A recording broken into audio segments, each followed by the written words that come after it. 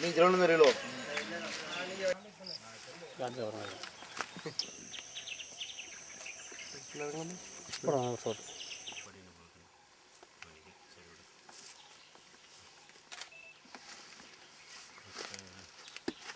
அதோடைய அமைப்பு, அதாவது பரண்டடிகளுடைய அமைப்பு வச்சு நம்ம ஐடென்டிஃபை பண்ணுறோம்.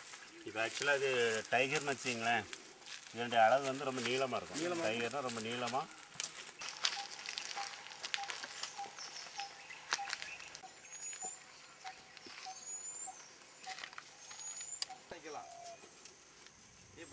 தெரியுதா தெரியுதா இது தெரியுதா அப்படின்னு நம்ம சொல்லணும்.